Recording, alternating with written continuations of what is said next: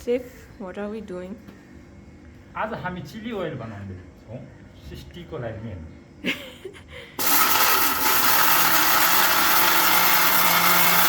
पहिला यो खुर्सानीलाई आगोमा मजाले भुट्नुपर्छ हैन सेक्नुपर्छ मतलब सेक्नुपर्छ अनि यसरी ग्राइन्ड गरेर यतिको बाक्लो हुने गरी के गर्नुपर्छ ग्राइन्ड गर्नुपर्छ ओके अब त्यसपछि बाँकी प्रोसेस हामी बिस्तारै बनाउँदा हेलो सेफ हेलो अब के हो हाम्रो नेक्स्ट स्टेप अब चाहिँ हामी चिली ओइलको लागि हजुर के चाहिन्छ यो चाहिँ हाम्रो यो चाहिँ हाम्रो सेसेमी सिड यो चाहिँ हाम्रो बदाम हैन बदामलाई फुटेर रोस्ट गरेर अनि यो मिक्सरमा ग्राइन्ड गरेको ओके अनि यो चाहिँ हाम्रो लसुन लसुन चाहिँ हाम्रो दुईटा के भन्छ डल्लो दुईटा फुल प्याक लागि दुईटा लसुन मतलब दुईटा फुल लसुनलाई डाइस गरेर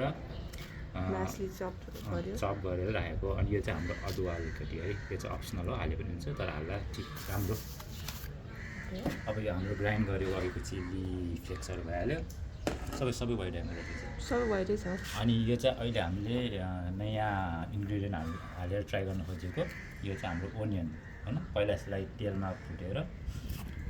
निकाल्ने त्यो हामीले जुन चाहिँ तेल खसाउन लागेको त्यसबाटै निकालेर फ्राई गरेर यो त्यो चाहिँ ओनियन फ्राई अनि यो हाम्रो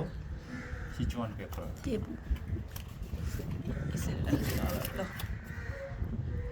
यो चाहिँ हाम्रो ब्ल्याक पेपर हैन अनि यो चाहिँ हाम्रो एसएमजी यो पनि हाल्दा टेस्ट बेग्लै आउँछ चिली ओइलको सट्टा के टेस्ट आउँछ अनि नुन पनि बाँकी भयो सर नुन चाहिँ अब स्वाद अनुसार हाल्ने ओके म चाहिँ तपाईँको मास्टर सेफ सरिन साग भिडियोग्राफर चाहिँ चाहिँ मेरो बुढी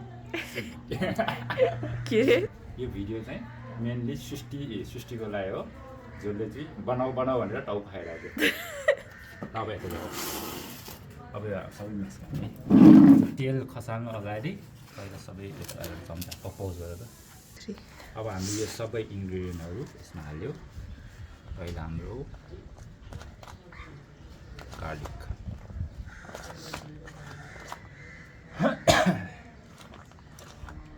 खुर्सानी नाकमा पसेर टना भएको छ त्यसपछि हाम्रो पिनट्स ग्राइन्ड गरेको पिनट्स अनि पछि हाम्रो जिन्जर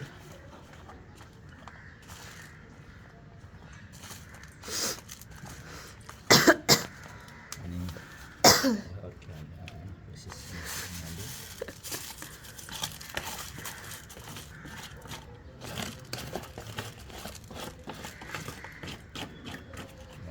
कति भयो अनि पछि हाम्रो भुटेको ओनियन प्याज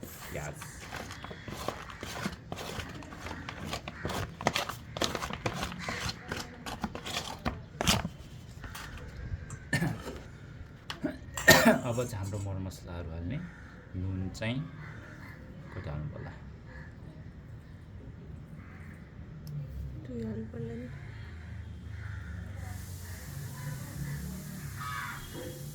पहिला सुरुमा 2 चम्चा पछि नपुग्दा थप्दा हुन्छ यति हाल्यो अनि टेस्टिङ पाउडर एसएमजी अजिनामोटो हाल्नुपर्छ त्यसमा धेरै 1 चम्चा र अलिकति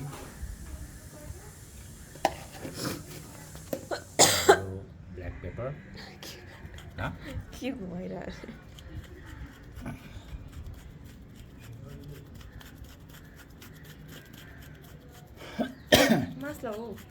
म्याक्स पाउडर त्यो ड्रागन टाइम हाल्ने के आयो तेरो बाउको के आयो अब यो चाहिँ हाम्रो सिचुवान पेपर मेन टेस्ट आउने इन्ग्रिडियन्ट यो अलिक कडा छ त्यसैले धेरै नहालौँ किनभने वाइया हुन्छ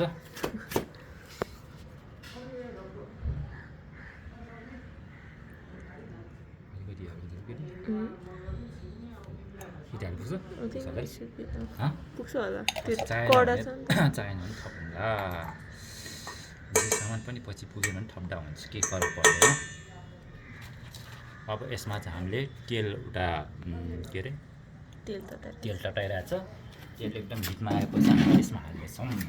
अब त्यो प्रोसेस अब हामी देखाउँदैछौँ। अब हामीले यसरी तेल खनायो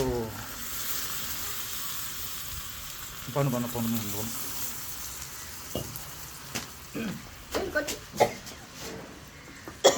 तेल धेरै होला जस्तो छ। अब हाल्नु मम्मी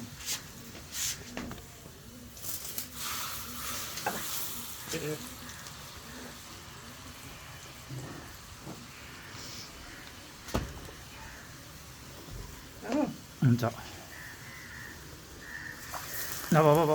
कसरी हाल्नु अब यति भए पुग्छ होला यो तेल भरिराखेँ आज कि हुन्छ पुग्छ अब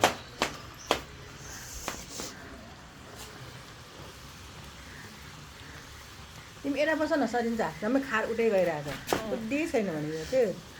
यसरी चलाउनु पर्ने हुन्छ।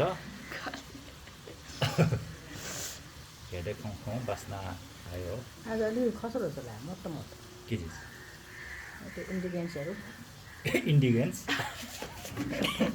सामग्रीहरू तेल हाल्नु अब सबै खोटाइन्छ बिस्तारै खेल्छ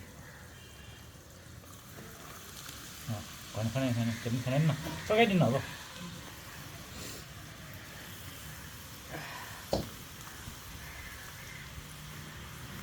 चिली चिली ओइल बनाउनु चाहिँ सजिलो काम होइन गाह्रो छ। म नभए हुँदैन फुर्ती गर्छ के हो हेर न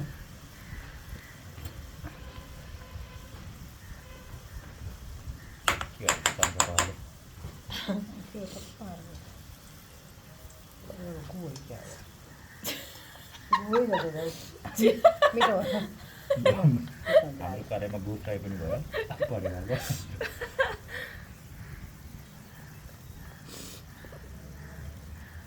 हेर्नुहोस् अब अलि जुम गरेर देखाइदिनुहोस् त क्यामराम्यान चाहिँ हाम्रो चिली ओइल यस्तो भइसकेको छ। हेर्दै खाउँ लाग्ने यो हाम्रो नुडल्स भात फ्राई राइस जेसँग पनि जान्छ। तेल धेरै भयो क्या होइन ठिक छ त्यो हामीले खाँदै चलाएर दिनुपर्छ कि तेल मात्रै दिन्छ नि साह्रै तेल सकिने कारण त्यही हो।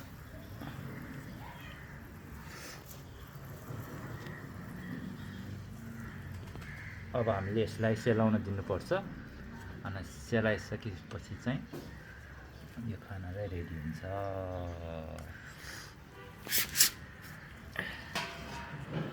तल नराखे ढुलो जान्छ भित्रै ल्याऊ बाहिर हुँदैन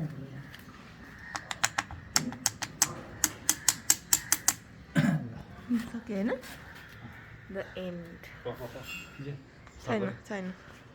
रेडी अब यो खानालाई तयार छ।